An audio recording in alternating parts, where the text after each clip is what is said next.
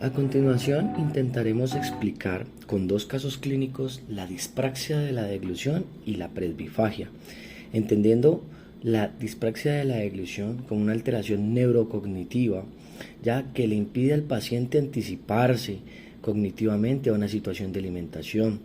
En algunos casos, identificar que lo que va a hacer a continuación es comer, identificar que un olor pertenece a cierta comida, identificar que algunos alimentos son alimentos y no son cuerpos extraños dentro de su boca. Asimismo, mantener la concentración durante el acto de comer. Por otra parte, la presbifagia son los cambios estructurales y neurológicos que aparecen con el paso de los años. Algunos autores describen la presbifagia como un evento transitivo, ya para cuando por fin el adulto mayor va a llegar a una disfagia orofaringea. Sin embargo, en la presbifagia podemos observar una deglución normal dependiendo del modo en el que suministramos el alimento y una deglución patológica si suministramos el alimento totalmente anormal o en la forma inadecuada. En ese orden de ideas vamos a comenzar hablando de presbifagia. En la presbifagia, como veremos a continuación, intentaremos ver a un paciente que inicialmente se le va a suministrar un alimento de forma inadecuada. En este momento, en las primeras tomas, se observa cómo el familiar suministra una cucharada de alimento bajo la imagen de videofluoroscopio. Lo que ustedes alcanzan a visualizar aquí es una cucharada de alimento que realmente no es muy grande, pero sí está en una posición muy interna dentro de la boca. Si alcanzamos a apreciar, a continuación voy a hacer un dibujo, alcanzamos a apreciar las estructuras, podemos observar fácilmente que este es el dorso de la lengua, ya, y vamos a observar cómo asimismo el alimento va a ser suministrado en una localización que va a ser bastante difícil para el paciente contenerla. Al ser la cucharada tan posterior, lo que va a suceder con este alimento es que fácilmente se nos va a excursionar hacia la hipofaringe y va a aumentar el riesgo de alimentación. ¿Todo por qué? Porque es un paciente que está supeditado por su condición de base, por su condición de envejecimiento y sus enfermedades de base a ser asistido durante el proceso de la ingesta. En ese orden de ideas vamos a ver cuadro a cuadro cómo el paciente recibe el alimento de forma inadecuada y esto desbalancea todas las estructuras y el funcionamiento de sus estructuras respecto a una deglución segura. Entonces vamos a ver cómo la cucharada, el líquido ni siquiera ha salido completamente de la cuchara y este ya está ingresando bruscamente hacia la hipofaringe. Tiene una excursión prematura porque sencillamente el hecho de posicionar la cuchara sobre la base de la lengua va a generar dos efectos gravísimos sobre el proceso. Nos va a impedir que la base de la lengua y el velo del paladar descendido generen el selle palatogloso. y además de eso podemos observar ya alimento a la altura de los senos piriformes cuando el paciente todavía tiene el instrumento dentro de su boca, cosa que genera muchísimo riesgo de glutorio. Vamos a verlo a continuación de forma seguida o continuada. El paciente hace unas compensaciones ya y termina protegiendo su vía respiratoria milagrosamente. Sin embargo, podemos al mismo tiempo observar movimientos cefálicos compensatorios y una dismotilidad faríngea bien marcada. Lo que se hace durante el proceso diagnóstico de la videofluoroscopia también es entrenar al familiar para que aprenda cómo suministrar el alimento adecuadamente.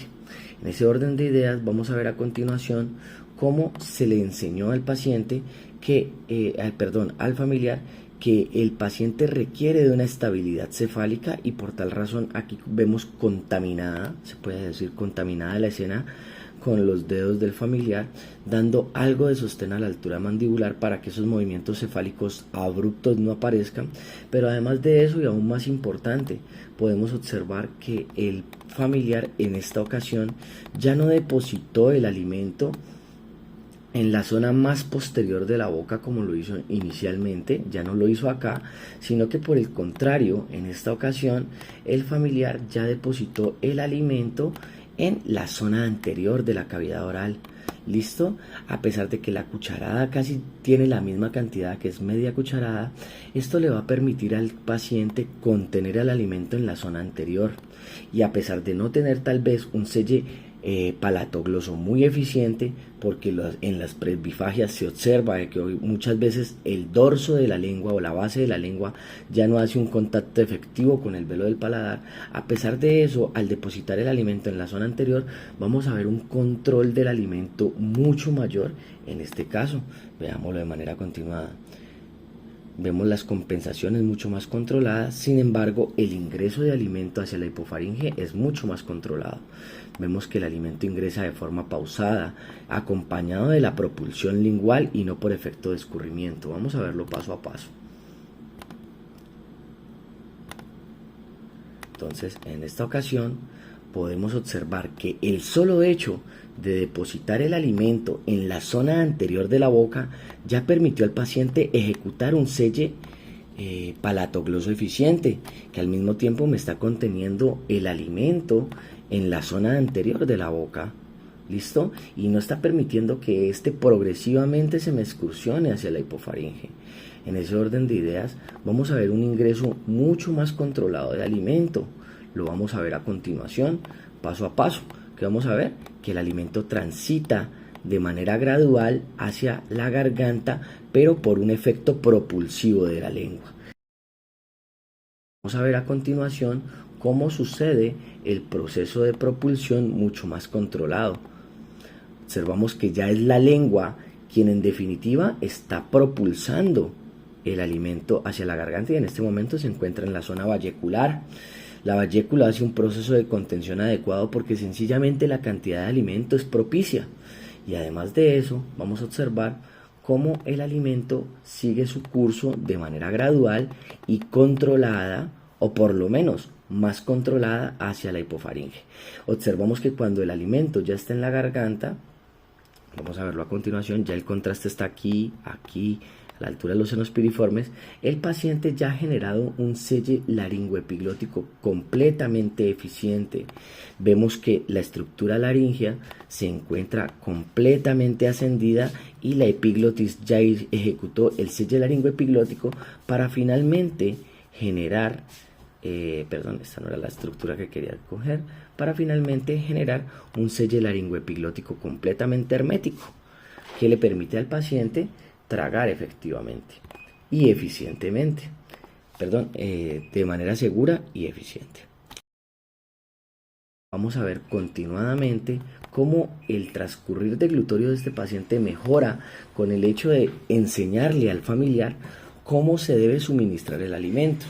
Es muy característico en las presbifagias que el riesgo de glutorio o el riesgo de que el alimento migre hacia el pulmón esté más supeditado por el modo en que se suministra el alimento, sea por desconocimiento del familiar o del acudiente o del enfermero, o también por efectos de que el paciente todavía se alimenta por sí mismo, pero con incoordinaciones oromotoras o incoordinación mano-boca. Entonces el paciente no es capaz de llevar controladamente el envase o el vaso hacia su boca, y cuando por fin lo levanta para ingresar el alimento líquido principalmente hacia la cavidad oral, entran en cantidades muy abruptas que finalmente terminan contaminando la vía aérea porque el paciente no está en la capacidad de contener esa totalidad de alimento. Vamos a ver, entonces ahí ya estábamos viendo cómo el alimento mucho más denso viaja mucho más controlado. Sin embargo, el familiar en este proceso nos damos cuenta que ya todas las veces suministra el alimento en la zona anterior de la boca, regalándole la posibilidad y el tiempo al paciente de hacer un control. Entonces se educó al familiar durante el mismo estudio. Por eso les he sido muy insistente en todos mis videos que la videofluoroscopia, aparte de ser diagnóstica, es terapéutica, y en este caso es terapéutica porque se educa al familiar sobre el proceso de contención oromandibular que le puede ser asistido, ¿ya? Además de eso, por la cantidad de alimento que se pone en esta ocasión, cantidad controlada que en esta ocasión se pone en la zona anterior de la boca, que le permite al paciente hacer un recorrido del alimento graduado, una transición orofaringea regulada que finalmente le da el tiempo la laringe o al ascenso laringeo de poder ejecutar una deglución segura y eficiente, ¿ya? principalmente segura, hablando del selle laringoepiglótico. ¿Por qué razón? Porque cuando los alimentos viajan demasiado rápido, viajan muchas veces más rápido que el ascenso laringio o el tiempo que le toma al selle laringoepiglótico en ser hermético. En ese orden de ideas, es muy importante que el paciente tenga la capacidad de regular las cantidades de alimento que entran a la boca, y si él ya no está en la capacidad de regular esas cantidades de alimento que ingresan a su boca, va a requerir de una alimentación asistida donde pueda controlarse la cantidad de alimento que se le proporciona. Bueno, entonces este es el resumen del caso de presbifagia. No hemos visto todas las cualidades o todas las características de un paciente con presbifagia, donde muchas veces se observa incluso un déficit de apertura del esfínter esofágico superior por déficit de relajación, pero hemos visto muchas características del paciente con presbifagia al cual le cuesta contener grandes cantidades de alimento, al cual se le desorganiza toda su coordinación oromandibular cuando le suministran o grandes cantidades de alimento o cuando se la suministran en lugares inadecuados o muy posteriores de su boca. Y además de eso, un paciente que tiene un selle laringoepiglótico retardado, pero que cuando se ejecutó toda la educación en salud al familiar, se les explicó la importancia del modo de suministro, y con esto pues ya mejoró todas las condicionantes. En este punto, que es importante observar que en la presbifagia también es característica la pérdida de los dientes por la edad, y pues entonces en este punto el paciente se ve arrinconado, diría yo, a poder procesar sus alimentos sólidos blandos con un proceso de maceración linguopalatina, que observamos que el dorso del velo del paladar, que el dorso de la lengua aplasta el contenido sólido blando. En este caso, pues por condiciones dentales no podemos suministrar otro tipo de sólido. Este es un sólido blando de fácil maceración, donde observamos que el paciente lo mastica de manera continua, lo macera de forma continuada, aplastándolo con la base de la lengua y el paladar óseo para finalmente propulsarlo en pequeñas cantidades. A continuación veremos entonces el caso de la dispraxia de la deglución. En este caso en particular observaremos cómo un paciente reconoce algunos alimentos como alimentos y los consume normalmente, pero empieza a tener dificultades con otro tipo de alimentos cuando la densidad del producto va aumentando. En ese orden de ideas vamos a observar a un paciente en este momento consumiendo un alimento líquido claro. Cabe resaltar que los dos pacientes de la clase del día de hoy, con los que estamos intentando dar los ejemplos de lo que es presbifagia y lo que es dispraxia de la deglución, son pacientes adultos mayores. ¿Listo? Observamos un paciente consumiendo un líquido claro, quien lleva la cabeza hacia atrás como efecto de compensación, inclusive para ayudarse a propulsar el alimento mucho más fácil, pero pues vemos que eso genera un arma, es como un arma de doble filo, ya que eso facilita de que hayan excursiones prematuras ocasionales de líquido. Sin embargo, como se le suministra una cantidad mínima, pues no observamos un ingreso de alimento hacia la vía respiratoria. Para poder entender la dispraxia de la deglución, en las siguientes escenas voy a tener que mostrarles continuados, sin flechas y sin dibujos, cómo el alimento empieza a tener un tránsito oral normal. Vimos aquí, voy a ponerlo en play normal, vemos un tránsito oral normal, el paciente contiene el alimento en la zona anterior de la boca, se sella el velo palatogloso, luego el alimento se excursiona ligeramente hacia la hipofaringe, pero llega una deglución que, a pesar de que tiene un selle laringoepiglótico tardío, termina siendo segura porque no hay ingreso de alimento hacia la vía aérea. Vemos una pequeña sombra ahí a la altura de los senos piriformes, pero pues eso no es contaminación de la vía aérea. Asimismo, vemos otro líquido de consistencia más densa. Esto ya es casi un ITSI. Hemos visto ITSI 0, ITSI 1, ITSI 2, que son líquido claro, líquido tipo néctar y tipo yogur. Seguimos viendo que el paciente sigue haciendo degluciones seguras, ¿ya? Y reconoce los alimentos líquidos con facilidad. ¿Qué empezamos a observar? Ya empezamos a ver un contenido ITSI 3 aproximadamente parecido a una compota, y vemos que aquí ya el paciente empieza a dudar. El tránsito oral aumenta, los movimientos ondulatorios de la lengua son erráticos porque no tienen una función definida, empieza a hacer el movimiento ondulatorio pero no tiene una intención propulsiva.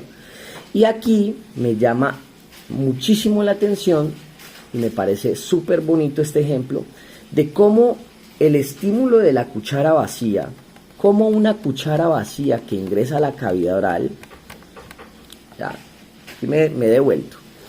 El paciente que está presentando a continuación, pues a continuación voy a hacerlo en color verde, nos está mostrando que el alimento está en la zona anterior de la cavidad oral.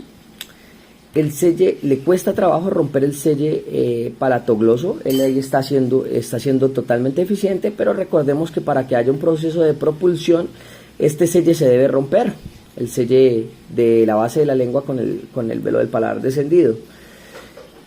Vemos movimientos ondulatorios de la lengua, voy a ir un poquito en cámara lenta, vemos cómo la lengua empieza a hacer movimientos ondulatorios, anteriormente los observamos en tiempo real, y cómo aquí en la cavidad oral ingresa una cuchara vacía, como diciéndole al cerebro, acabo de meter más comida a tu boca, pero por efecto de seguridad no introducimos más alimento, no, lo que hacemos es que se introduce la cuchara con la finalidad de que el paciente piense que se le está introduciendo más comida y eso induzca a una deglución refleja.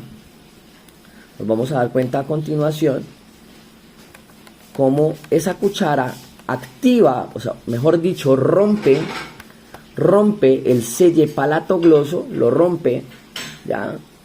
Y activa las cadenas de propulsión de la lengua para finalmente llevar el alimento, voy a ponerlo en cámara rápida o normal, como el alimento finalmente va a ser propulsado.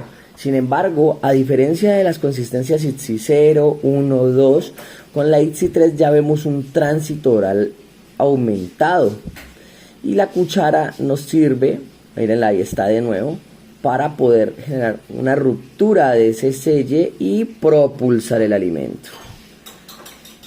¿Qué observamos en el cuadro a cuadro? Pues podemos observar, voy a devolverme un poco, vamos a ver cuando ya ejecuta la deglución el paciente. En este punto el paciente, perdón, no me puedo devolver, voy a dejarlo ahí en cámara normal, sin retención. Voy a pausar ahorita cuando el paciente ya haya hecho la propulsión lingual. Bueno, entonces recordemos, ahí colocan el bolo en la cavidad oral. El paciente no reconoce esta papilla o compota, no sé cómo se le llama en el país donde nos estén observando, pero es una consistencia ITSI 3, ya es algo copiosa y adherente. El paciente no la reconoce como un alimento. Para él en ese momento es un objeto extraño dentro de su boca, pero después de tener el estímulo de la cuchara vacía, observamos que logra romper el selle, palatogloso, aquí lo vemos, ya el selle está interrumpido e inicia el proceso de la propulsión. Y aquí vamos a ver otras cosas que son bien características de los pacientes adultos mayores, y es una ligera retención vallecular, ya alimento que se queda a nivel vallecular, ¿listo? Y algunos residuos en la hipofaringe que va a limpiar con el transcurrir deglutorio, y miren que ya el paciente se ve obligado a hacer degluciones múltiples, ya deglución doble o triple para poder limpiar la cavidad oral.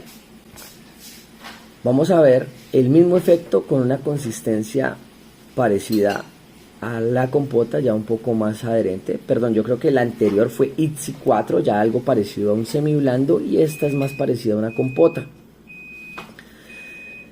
En semiblando, el ITSI 4 es algo muy parecido a un puré de papa, un puré de zapallo, bueno, un puré, por lo menos hablando en los términos de Colombia, pero aparece el mismo efecto, casi que no cambia nada. Vemos un paciente que es duditativo, que no reconoce el alimento en la cavidad oral, que retiene en la boca, vemos los labios bien contenidos, ya el alimento está aquí, y el paciente no arranca los procesos de propulsión, sino está bien alargado el tránsito oral. Que observamos una deglución también segura, pero empieza a aparecer ineficiencia del consumo, porque el paciente puede durar haciendo estos efectos con las papillas, con las carnes molidas, con las proteínas molidas, trituradas, un montón de tiempo. Pueden durar 1 a 2 horas consumiéndose un plato de comida, de almuerzo, de la cena, y pues eso empieza a favorecer que hayan pérdidas nutricionales, pérdidas de peso y incluso en algunas ocasiones no reconocen el líquido. No siempre pasa con los alimentos más sólidos o semiblandos, sino que también puede pasar con los líquidos y pues pueden aparecer cuadros de deshidratación. Entonces en este caso uno ya puede observar de que el paciente con dispraxia de la deglución es un paciente al que le cuesta entender que está en una actividad deglutoria, es un paciente al que le cuesta reconocer algunos alimentos como alimentos porque cambian de consistencia. Casi siempre los viejitos reconocen muy bien el café y algunos jugos o líquidos que hayan sido de gusto para ellos, pero por ejemplo la leche, el agua, las aromáticas, el caldo, la agua panela tienden a ser sabores ya muy planos para ellos y los reconocen todos como por igual, también por efecto de envejecimiento de las glándulas, de las papilas gustativas. Entonces aquí en este punto vamos a ir a la siguiente. Ya vemos un sólido blando donde el paciente lo recibe y a pesar de que no sucede en esta videofluoroscopia, puede pasar que el paciente macere el alimento y no lo trague nunca y llegue incluso hasta escupirla o expulsar de la cavidad oral el alimento, sea el pollo, sea la carne, sea alguna proteína en particular, que la muelen y al final botan el bagazo o el residuo de esta misma. En este caso el paciente macera el sólido blando y finalmente lo traga. Que hemos observado que ocasionalmente estos pacientes también pueden presentar cuadros donde les das yogur con fruta y inmediatamente sienten el yogur en la boca, sí lo reconocen el yogur como un líquido, pero las frutas no, y empiezan a escupir las pepitas. O con las sopas, si hay verduras, arvejas, lentejas, frijoles, escupen o expulsan de la cavidad oral los frijoles, las lentejas, el arroz y solo se tragan el líquido. Entonces aquí les traje dos casos donde podemos hacer una diferenciación entre dispraxia de la deglución y presbifagia, que me parece que es muy importante tener en conceptos bien claros para que podamos hacer un proceso terapéutico mucho más diferenciado en nuestra población adulta mayor. Si te gustó este video y todos los que subimos a nuestras redes sociales de Facebook e Instagram, te invito a que conozcas mi canal en YouTube, Deglución y Disfagia, El Profe TV, te suscribas y actives la campanita.